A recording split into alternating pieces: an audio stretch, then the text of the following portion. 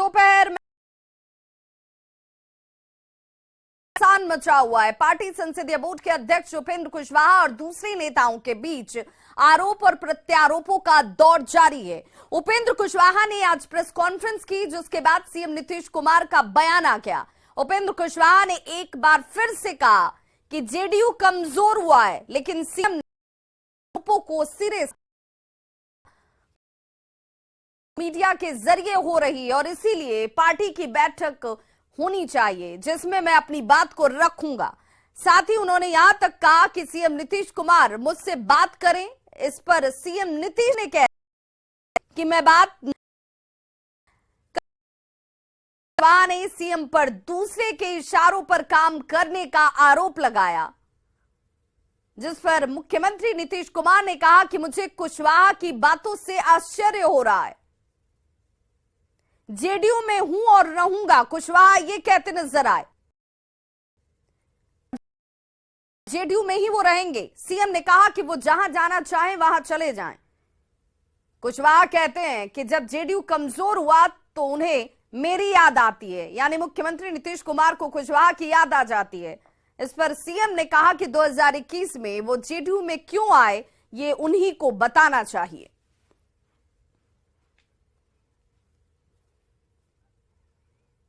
तो Upendra Kushwaha press conference कर मुख्यमंत्री नीतीश कुमार के ऊपर सवालों की बौछार कर रहे थे, तो कुशवाहा पर मुख्यमंत्री नीतीश कुमार बरसे नजते और सीधे तौर पर इशारों में सही, लेकिन उन्होंने अपनी नाराजगी भी जाहिर कर दी। वो जहां जाना चाहे वहां जा सकते हैं। कुशवाहा की बातों से मुझे आश्चर्य हो रहा है कि उपेंद्र कुशवाहा क्या कह रहे हैं। जेडीयू कमजोर हुआ है, ये आरोप उपेंद्र कुशवाहा लगा रहे हैं। आश्चर्य की बात है क्योंकि जेडीयू कमजोर नहीं हुआ है।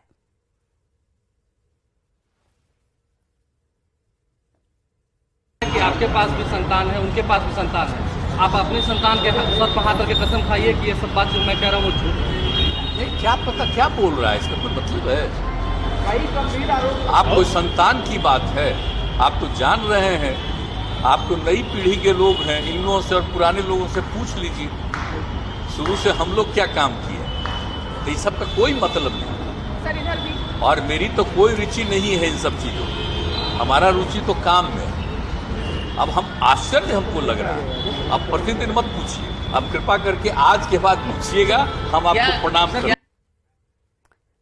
तो मुख्यमंत्री नीतीश कुमार ने सीधे कह दिया कि अब इस पर कोई सवाल हमसे ना पूछा जाए। अगर आप सवाल पूछिएगा तो मैं हाथ जोड़ लूंगा, यानी कि उस सवाल का जवाब नहीं दूंगा। विरोधियों पर दूसरी तरफ उपेंद्र कुशवाहा को लेकर के लगातार बार जब सवाल हैं तो विरोधियों पर बरसते हुए उपेंद्र कुशवाहा भी नजर आए। जेडीयू छोड़कर मैं नहीं जाने वाला हूं, सीधे तौर पर दो टूक शब्दों में उन्होंने कह दिया कि मैं कहीं नहीं जाने वाला हूं जेडीयू को छोड़कर। किसी के कहने पर पार्टी नहीं छोड़ने वाला हूं। पार्टी में मेरी हिस्सेदारी बनती है और मेरी हिस्सेदारी मैं लेकर रहूंगा। पार्टी में मैं मुस्तैदी से हूं। ये सीधे और साफ शब्दों का इस्तेमाल करते हुए उपेंद्र कुशवाहा ने आज प्रेस कॉन्फ्रेंस में कह दिया।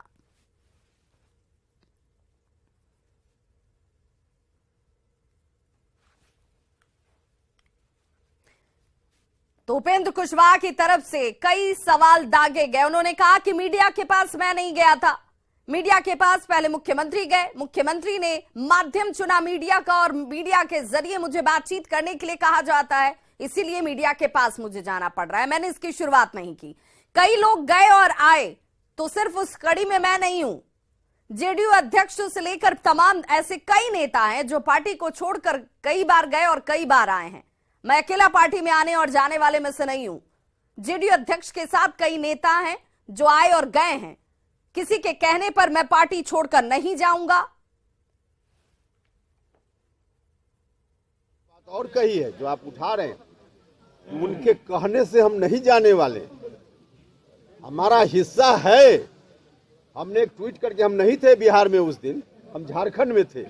हमने कहा है कि यह हम नहीं होने देंगे। इस तरह से होने लगे तो हर बड़ा भाई छोटा भाई को कहेगा कि चल जाओ, तो चला जाएगा और सब बाप दादा की संपत्ति हड़प लेगा। तो संपत्ति हड़पने हम नहीं देंगे। हम हैं मुस्तैदी से, हम रहेंगे उनके कहने से हम नहीं जाने वाले, नहीं जाने वाले। और नहीं जाने के पीछे एक और कारण है कि हमको दर्द है इस पार्टी से। इस पार्टी को बचाने की अंतिम लड़ाई उपेंद्र कुशवाहा लड़ेगा। जब पार्टी बनी 94 में, तब से संघर्ष में एक क्षण भी नीतीश कुमार जी से अलग उपेंद्र कुशवाहा नहीं हुआ। 2005 में जब तक मुख्यमंत्री नहीं बने नीतीश जी, तब तक उस संघर्ष में एक दिन भी अलग नहीं हुआ। 2009 में उपचुनाव में बुरी तरह पिट गए, कमजोर हुए, याद किए तो उपेंद्र कुशवाहा उनके साथ खड़ा हुआ। 2021 में फिर से याद किए, 2020 चुनाव परिणाम के कारण तो उपेंद्र कुशवाहा फिर खड़ा हुआ। तो हमेशा जब जब नीतीश जी कमजोर हुए हैं, हमेशा बुरे दिन में उन्होंने याद किया है और हम साथ रहे हैं। हम हमेशा कहा जाता है ना कि अच्छे बुरे दिन में, तो भले हम अच्छे दिन में साथ न रहे हों, बुरे दिन में उपेंद्र कुशवाहा हमेशा साथ रहा। तो यह कहना कि जब मन हुआ आए, जब मन हुआ चले गए, अपना मन से नहीं आपके बुलावे पर गए। हम फिर दोहराएंगे, इस संदर्भ में भी जितनी बात हम कह रहे हैं उसमें भी कोई गलत हो तो आप फिर कसम का जो दिन रखिएगा, उस दिन हम भी संतान है, उनके पास भी संतान है, कसम खाएं कि हम बोल रहे हैं, हम भी कसम खाने के लिए तैयार। तो यह कहना ये जब मन हुआ आए, जब मन हुआ चले गए, बिल्कुल गलत बात है।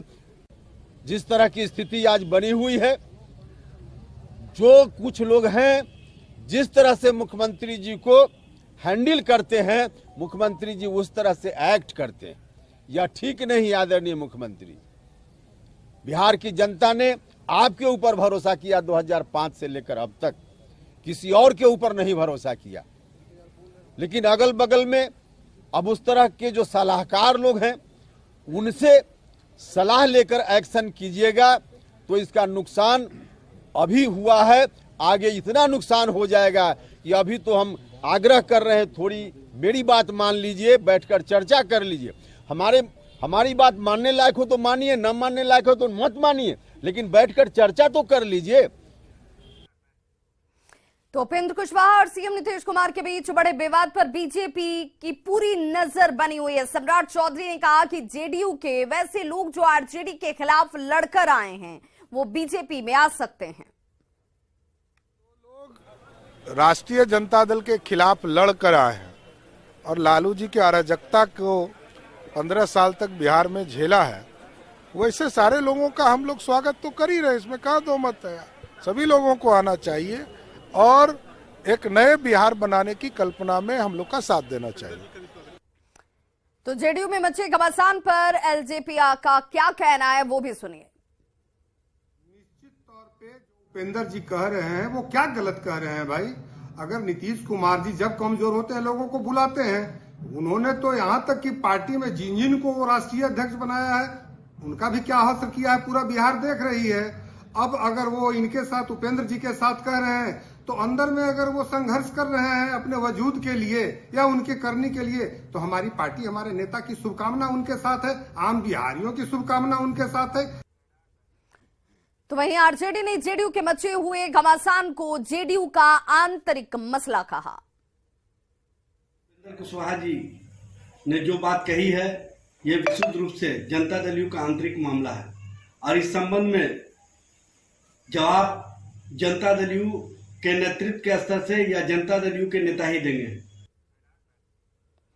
और संवाददाता रवि एस नारायण हमारे साथ इस वक्त जुड़े हुए हैं लाइव। रवि, क्या ये माना जाए कि उपेंद्र कुशवाहा जो कह रहे हैं, उन्हें जिस डील की तरफ इशारा करने की जरूरत आज आन पड़ी, क्या उस डील का ही एक हिस्सा है आरजेडी और जेडीयू का मर्जर हो जाना? इसी बात का डर उपेंद्र कुशवाहा को और उपेंद्र कुशवाहा जैसी सोच रखने वाले तमाम पार्टी के अंदर दूसरे नेताओं को भी होगा कि कहीं उनका अस्तित्व ही ना खत्म हो जाए।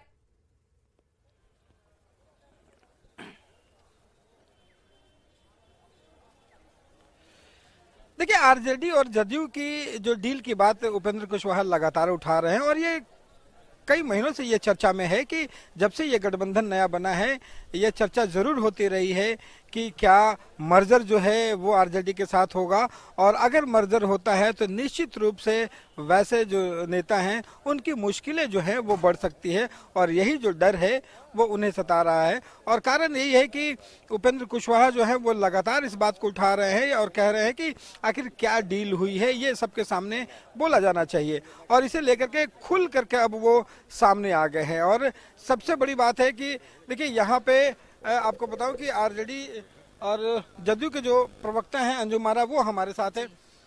उपेंद्र कुशवाहा ने जिस ढंग से बातें उठाई हैं वो कह रहे हैं कि आप कुछ भी कर ले वो छोड़ के जाने वाले नहीं है, उनको चाहिए बिल्कुल अपनी संपत्ति का हिस्सा। कैसी संपत्ति?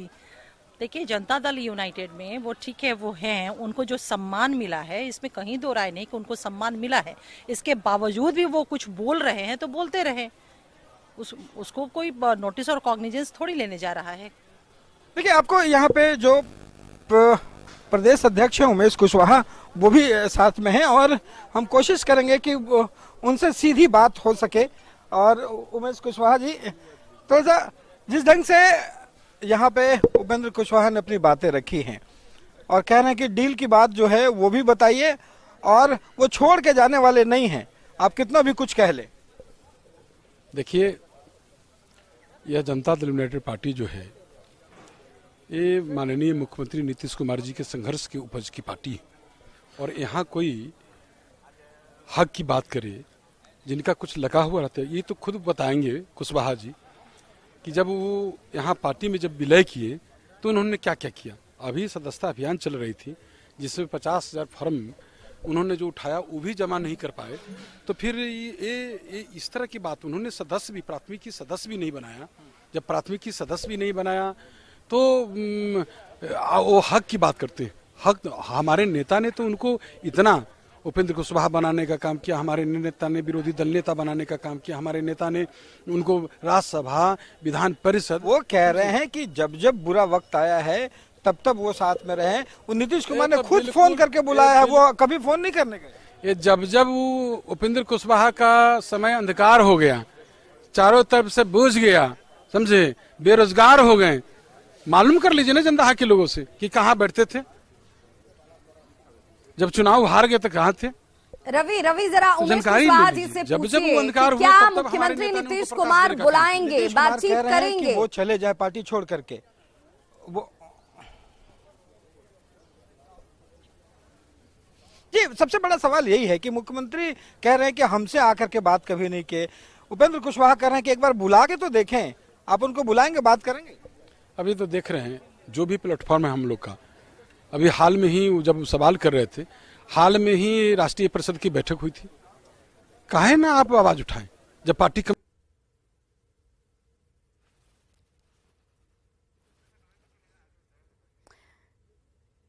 तो देखिए उमेश कुशवाहा जो कि जेडीयू के बिहार जेडीयू के अध्यक्ष हैं, उमेश कुशवाहा ये कह रहे हैं कि भाई मीटिंग के असर पर पार्टी कमजोर हो रही है, तो कई मौके मिले थे, वहां पर उपेंद्र कुशवाहा ने इन बातों का जिक्र क्यों नहीं किया? वहां पर क्यों नहीं बताया कि पार्टी कमजोर हो रही है और पार्टी को मजबूत करने के लिए क्या प्लान उनके पास है, क्या किया जाना चाहिए?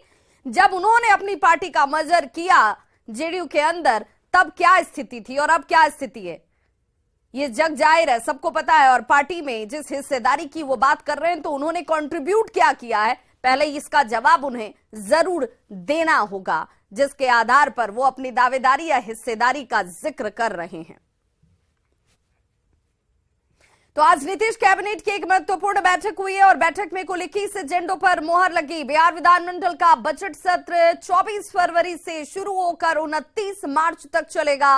कैबिनेट की बैठक में अलग अलग विभागों में नए पदों के सृजन पर भी सहमति बनी।